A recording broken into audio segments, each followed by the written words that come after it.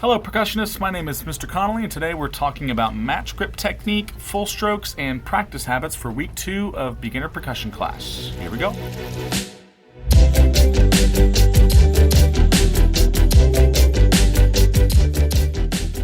Checkpoint number 1 is going to be finding our balance point in our drumstick. And I'll tell you right now, most drumsticks have a balance point of about 1/3 of the way up from the bottom.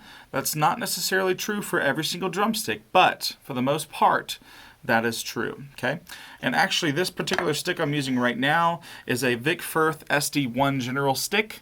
And on the stick is printed an American flag. That's there for a reason. If you have this stick, then an American flag is actually our balance point for the stick. But what we need to do is actually grab a hard surface or a drum pad of some sort and test it out. Test out your balance point by taking the thumb on one side and putting your index finger on the other and just letting that stick bounce onto that surface. The more bounces for a longer amount of time, the better. Okay.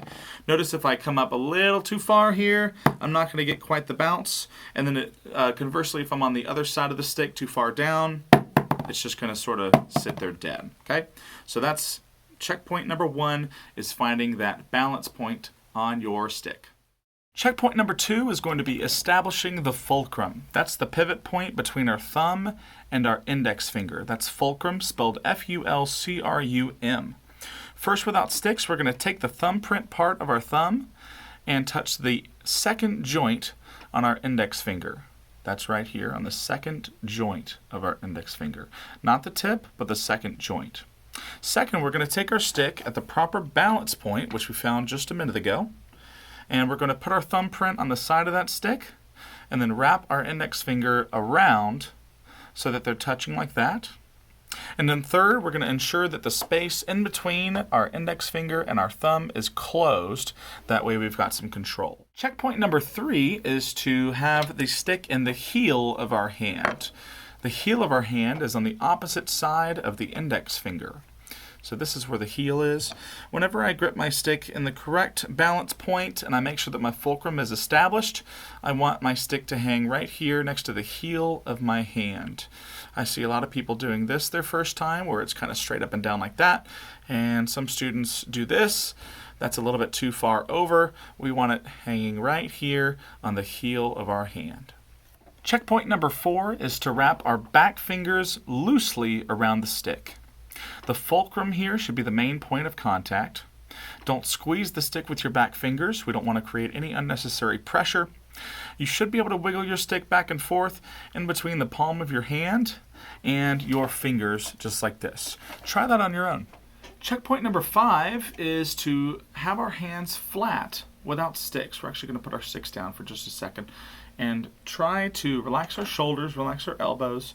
You can put your arms down first and then just pick up your hands and relax them out in front of you flat like this. You should be able to balance a glass of water on the top of your hands. And then actually for step number 6, or checkpoint number 6 rather, you're going to do that same thing, establish your fulcrum and all that with your hands, and then lay them down to your side, and then come up like this with flat hands with your sticks in your hands this time. Checkpoint number 7 actually involves us grabbing our drum pad and placing it in front of us like this. We want to make sure that our drum pad is about at our belt level, so ensure that that is the case for you before moving on. And we just want the tips of our sticks to be in the center of the drum pad, almost touching. And then finally, checkpoint number 8 is that we want our sticks to be at a 90-degree angle, just like this. We want to create a right angle between the tips of our sticks. You can think of it almost like a pizza slice. We want our pizza slice to be at a 90-degree angle. So, let's review. Balance point, 1/3 of the way up the stick. Fulcrum, thumb and index finger. Heel of the hand, that's where our stick goes. Back fingers are wrapped loosely around the stick. Our hands are flat. Our tips are in the center. And our pizza slice is 90 degrees. And we are all set with great technique. All right, percussionists, next we're going to talk about the full stroke, otherwise known as the rebound stroke. So I want you to think about a basketball. When we dribble a basketball, typically we have the basketball up here and we throw it down to the floor. What happens after we throw it down to the floor? It comes right back up to us. Okay? All of the work is done from right up here, and then the basketball actually does the rest of the work for us. Okay? It's the same way with the stick. What I'm going to do is I'm going to start up here, and we'll let the back of the stick kind of dangle around back there, and I'm just going to throw the stick into the pad just like that, and let it bounce back up to me. This is why being so relaxed with those back fingers is important. If we squeeze the back fingers and try that, it's not going to come back up on its own. We sort of have to control it. That's over controlling the bounce. Okay? We only establish pressure here at the fulcrum. We throw the stick down, it bounces right back up to us. Mark Wessels is another percussionist. He has a video on rebound strokes. It is brilliant. I'll put the link in the description. So now I'm going to ask you to practice full strokes for 5 minutes straight. And that might not seem like a long time, but if you're doing the same thing over and over for 5 minutes, and I do mean 5 minutes straight, it's going to seem a little bit taxing, okay? But you got to push through, okay? Start with your right hand, move on to your left hand as well. You can even use a combination of both hands. We call that double stops, okay? But nevertheless, 5 minutes straight of full stroke practicing. Do that on your own, starting now.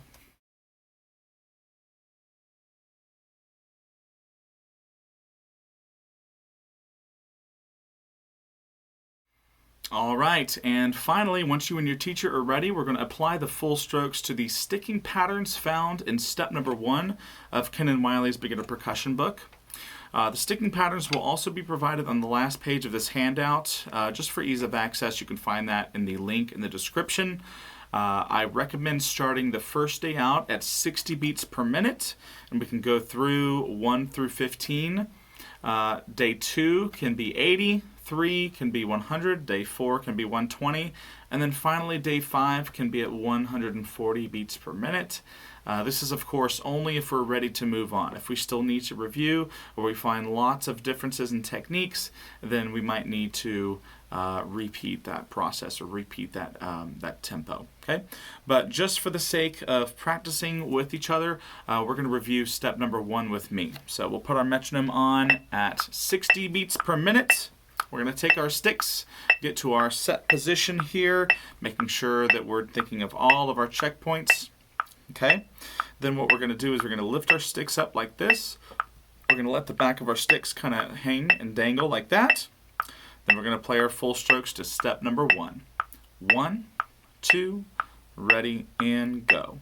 Right, right, right, right, right, right, right, right, left, left, left, left, left, left, left, left. And that was problem number 1 on step number 1. Obviously, you can go through steps numbers 1 through 15 on step number 1 on your own, but that was at 60 beats per minute. As always, as we end the video, I'm going to wish you all happy drumming. You guys have a great week. Bye-bye.